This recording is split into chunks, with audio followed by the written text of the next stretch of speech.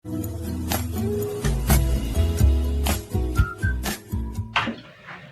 Hello and welcome back to Love with Learning Creation. और आज हम बात करने वाले हैं एक नए कोर्स की, कंसेप्ट ऑफ आईटी।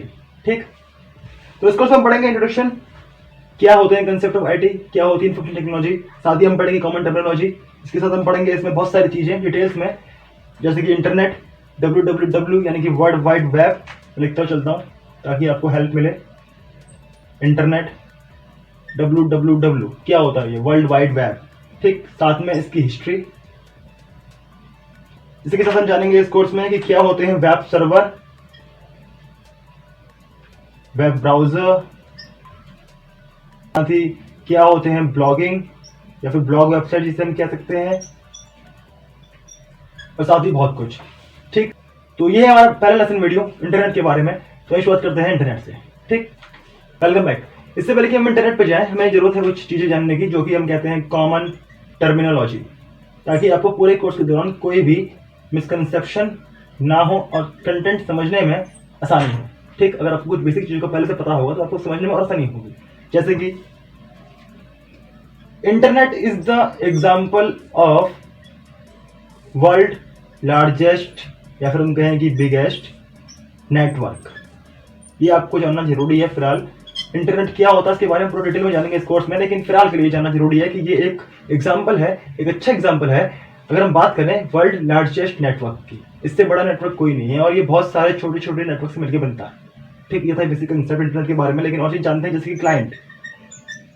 ठीक, तो अगर मान लीजिए मैं अपने लैपटॉप की स्क्रीन पे क्रोम खोल के और उसमें सर्च करता हूँ फेसबुक लिख करके रिक्वेस्ट भेजी, तो जो रिक्वेस्ट भेज रहा है उसे हम कहते हैं क्लाइंट। ठीक, जो रिक्वेस्ट करता है वेब पेजेस की, जैसे आप गूगल पे सर्च करें कि लर्निंग क्रिएशन, तो आप गूगल का सर्च पेज खुलेगा। तो इसके लिए आप उस टाइम पे क्लाइंट थे और गूगल के सर्वर ने रिस्पॉन्ड किया और वो वेब पेज खुल गया। और वेबसाइट क्या होती है, वेब पेज क्या होते हैं, कैसे पूरा एक मैकेनिज्म काम करता है, इसके बारे में जानेंगे इस कोर्स में। तो फिलहाल के लिए ये जानेंगे कि जब आपको रिक्वेस्ट करते हैं एज अ क्लाइंट काम करते हैं, अगर आप रिस्पॉन्ड करेगा वो एज अ सर्वर काम करेगा।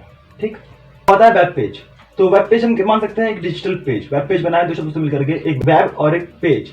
तो वो पेज जो वेब पे यानी कि इंटरनेट पे अवेलेबल है एक डिजिटल फॉर्मेट में, उसे हम कहते हैं वेब पेज। और बहुत सारे वेब पेज आपस में मिलकर बनाते हैं वेबसाइट। वेबसाइट क्या होती है, कलेक्शंस ऑफ वेब पेज।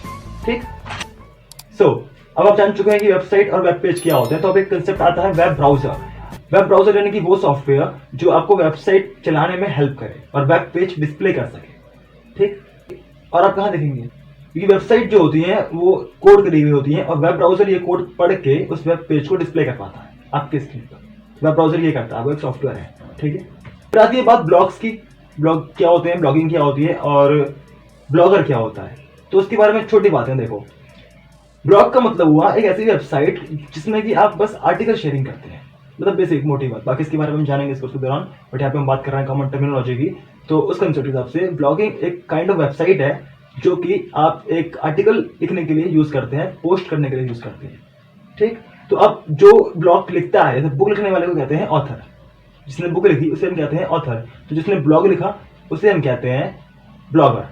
ठीक, अब ये मैकेनिज्म जो है, जैसे कि बुक लिखी ऑथर ने, और लिखने की पूरी प्रोसेस क्या कहलाएगी, राइटिंग।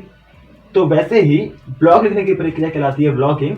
और ब्लॉगिंग कौन करता है, ब्लॉगर, जो ब्लॉग लिखता है। अब आपका ब्लॉग चाहे फूड के ऊपर हो, चाहे टेक्नोलॉजी के ऊपर हो, चाहे न्यूज के ऊपर हो, चाहे एनी किसी और पर्सनल निश के ऊपर हो, ये आप पे डिपेंड करता है कि आप किस तरह का ब्लॉग चलाते हैं। बट ब्लॉग जो होता है वो एक काइंड ऑफ वेबसाइट है जो कि आर्टिकल शेयरिंग के काम आती है, छोटे छोटे ब्लॉग लिखने के काम आती है। ठीक, जहां तक कि आप अपनी बातें इंटरनेट तक पहुंचा पाए। अक्सर ब्लॉग पर्सनल भी होते हैं, प्रोफेशनल भी होते हैं। नेक्स्ट है ईमेल। तो ईमेल क्या हुआ, एक इलेक्ट्रॉनिक मेल। जैसे पहले के जमाने में हम एक पत्र लिख के भेजते थे किसी को, तो वही पत्र ये भी है, बस ये जो पत्र है वो कोई डाकिया नहीं ले जा रहा। उसे इलेक्ट्रॉनिक मेल इसलिए कहते हैं क्योंकि वो इलेक्ट्रिक माध्यम से जाती है, तारों के बीच से होते हुए, डिजिटल एनालॉग होते हुए। समझ पा रहे हो ना? हाँ, तो ये इस तरह से। तो वो मेल जो आप इंटरनेट की दुनिया में भेजते हैं, वो पत्र जो आप इंटरनेट की दुनिया में भेजते हैं, आप इलेक्ट्रॉनिक पत्र कहते हैं या फिर इलेक्ट्रॉनिक मेल कहते हैं।